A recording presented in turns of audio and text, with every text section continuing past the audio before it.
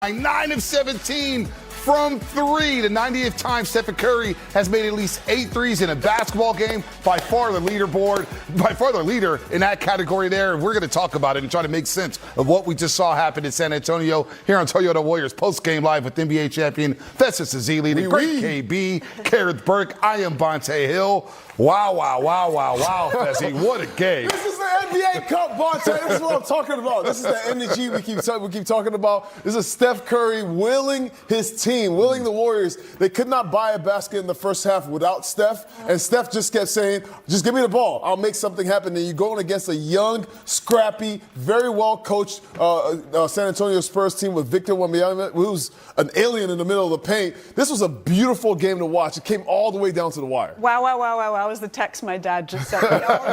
Like word for word. There you go. But Shout out to Papa Burke. Remember when Jimmy Butler first got here? He's like, oh, get the ball to 30 and then back up? Okay, there you go. Get the ball to 30. Who backed up this game, a 49-point game, after he had the 46-point game? He's like Atlas right now with the Warriors on his shoulders. But that's what he does. That's Steph Curry. Not a math major, but I think he just averaged 47 a game against San Antonio in the first two. So unbelievable. By the way, nightmares at this point. Gary Payton II with some big-time shot making in the fourth quarter, and the defense on De'Aaron Fox to seal the deal in this NBA Cup game. But more importantly, the Warriors went 2 straight on the road after losing 6 consecutive games away from chasing her. So let's start with the fourth quarter of Crunchtime tape here, folks. It was a long one. It was riveting. You had drama. You had great defense. You had great shot making. Set it up, Monte. I love it. All of it here. So let's get to the fourth quarter.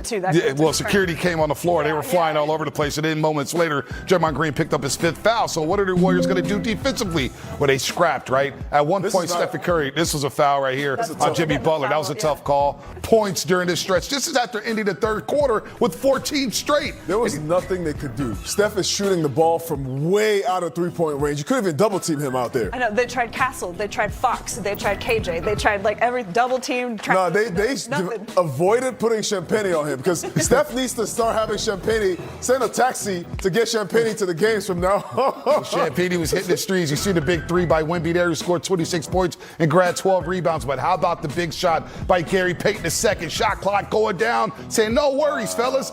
Steph doubled at half court. Horford, the GP2. Big shot. Pajimski. Big shot. BP has been struggling all game. That was a big shot, big take right there. Pod showed up in that fourth quarter, and then GP2 again. Ready to step into that 3-point shot after the start of the game didn't belong to Pods. And the 9-0 run there gave the Warriors a 1-point lead. Fox, though, going to the rack. Fox bounced back in a major way with 24 points and 10 assists, but Draymond's back on the floor. Warriors need a basket here. Nice pass by Steve Kerr right there. That pass right there, you get Victor Wembanyama out the paint. It's Steph Curry, easy layup. Pods with a nice pass to Draymond Green, cutting to the basket. Warriors down 1. Look how scared they are of Steph. Look at these plays. There's 2 guys on him. Jimmy Butler gets a wide open layup, or not a layup, but a contested layup at the rim. Great block there by Wemby on the fast break, and you thought maybe San Antonio has sealed the deal, but they're settled for a long jumper. And again, Fox, insane. Steph heads-up play right there to draw the foul right there. You know what he's going to do at the charity stripe. He goes 8 of 8 from the free throw line. He nails 2. Now we get down to the final possession. Hadn't lost a home game all season. They were rolling, and they take 2 in South Texas against that team? Look at this as the 3 in 4 nights, 3 games in 4 nights, and the response to each one. Because OKC is indeed a buzzsaw, but they didn't like how they lost in that game. That was the problem. It wasn't a players-only meeting, but it did feel like come to Jesus a little bit. We have to get on the same page. They responded in game 1 against the Spurs. And then when the chess match continues, with all that fresh tape, with all the little adjustments, with another great night from Wemby and Fox coming on in this game, could the Warriors still hold strong? Yes. Could they get more from their bunch? Can Steph still do his Steph things? Yes. They had no solution for Steph. What team does, really? But it was the response from game to game, finding some consistency, finding something with this starting lineup as well, things to build on for the Warriors. And I love the response by the veterans, because when Draymond calls everybody out, I think he was also calling himself out, saying we need to do better. We need to make sure we align our values and align our agendas with the team's agenda.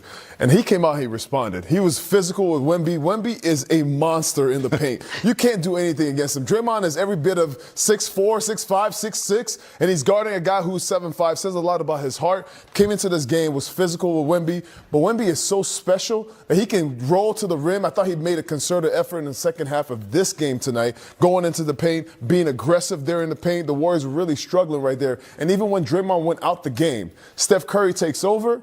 And the biggest difference at the end of the game is GP2 making shots, Pods making shots, and this is what happens when you double team Steph. Doing double team Steph, everybody else has to be effective of scoring the basketball. Let's not get it twisted, though. This is the Steph Curry show. Oh, for sure. They are open because Steph Curry is getting doubled. Let's not get that twisted. He scored 95 points in the 2 games against San Antonio, and he gave them all type of buckets. From 3, from the mid-range, he went to the rack, and in that third quarter, he scored 17. That's a night after scoring 22 in the third quarter against San Antonio. So if my math is correct, KB, that's 39 points combined in 2 different third quarters. Don't ask me about any math. No, but I'm looking at he's bothered on every play because he has to be. But he still finds his angles, he still gets to his spots, he still moves off screens, he still creates for himself too. This is the Steph show. I don't know, do we have a thesaurus? Like, how do we continue to put words to these kind of performances, watching him do it at this age? Look at this, Festus and KB. He just tied Michael Jeffrey Jordan for the most 40-point games when turning 30 years old. Again, a couple of weeks ago, we had a cross-sport debate about who's having a better post-30 career, Jerry Rice or Stephen Curry. The fact that we're having these conversations says everything you need to know about Stephen Curry. We are so blessed to be able to watch these games because this is the reason why the arenas and other are packed every time. Everybody's ready to see Steph Curry, and he's putting on a show. Right now, tonight, you saw incredible shot making, but also incredible decision making. And the Warriors have been struggling with taking care of the ball. Right? Steph just said, put the ball in my hands and I'll figure out a way to get this thing done. Not a lot of assists tonight for the Warriors, a lot of one-on-one play, and you got to credit the Spurs defense. They do a great job not letting you get to the paint. The guards, Stephon Castle, Vassell, all these guys switch and they're getting on the perimeter. None of them can guard Steph. I don't care how good your defense is. When it comes down to it, your superstar is able to get buckets, and when he can do that, the defense doesn't really have a chance. Who's waiting in the paint? Is Wemby too? Did he have 4 blocks tonight? The leader in blocks? Yeah. Yes. The Spurs are scary. Yep. Warriors didn't flinch. What is that, 97 or 98 straight games Wemby has had a block shot in a basketball game? But you brought up Wemby. Think about it. He's the guy the league is looking at saying, hey, we want you to carry the torch for the next 10 to 15 years. You have Anthony Edwards. And there's Stephen Curry at 37 years old in his 17th season saying, hey, I'm not done yet. This is still my party. You guys are just invited to it. That was a statement by Stephen Curry saying, I've got a lot left in the tank. That's a perfect statement. You also reminded me of Draymond.